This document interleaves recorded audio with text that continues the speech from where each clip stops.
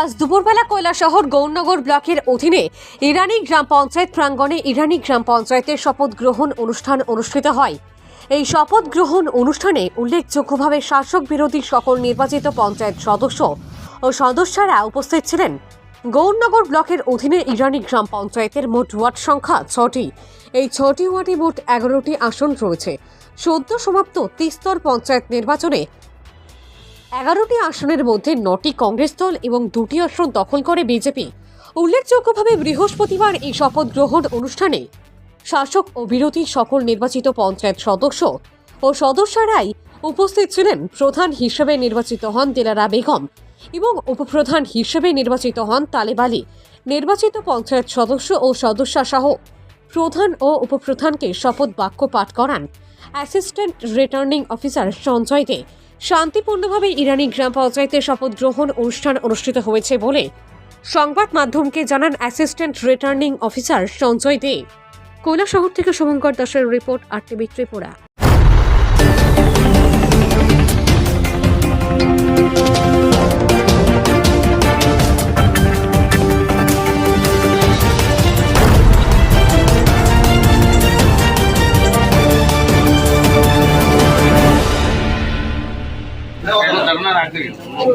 আপনার নাম? কোন দল থেকে নির্বাচিত হয়েছেন প্রধান? কংগ্রেস দল। কোন গ্রাম পঞ্চায়েত? তো আপনি যে জয়ী হয়েছেন, তো প্রথমে উন্নয়নের জন্য কি কাজ করবেন? এলাকার সার্বিক উন্নয়নের জন্য আপনার গ্রামের কি করবেন?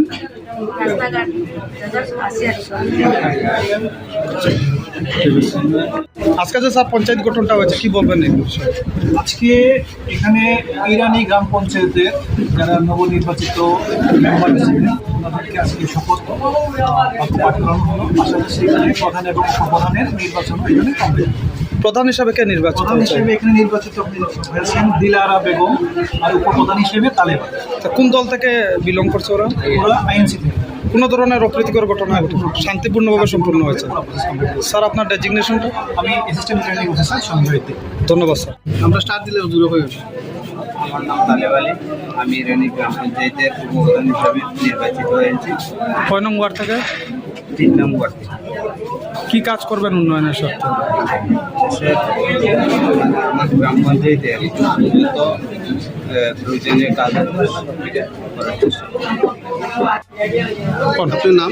আমার নাম মোহাম্মদ ইসমাইল আলী।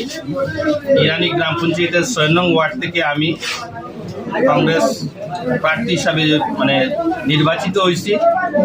আজকে আমাদের 29/8/2024 সাল আজকে আমাদের শপথ গ্রহণ করা হইল।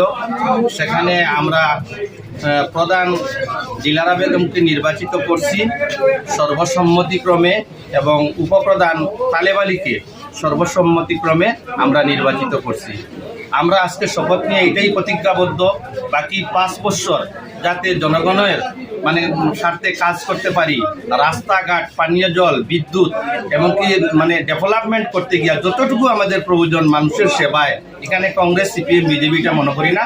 ওরা আমরা এলাকার মানুষ, আমরা সবার মেম্বার, আমরা সবার জন্য প্রধান এই গাঁওসভার।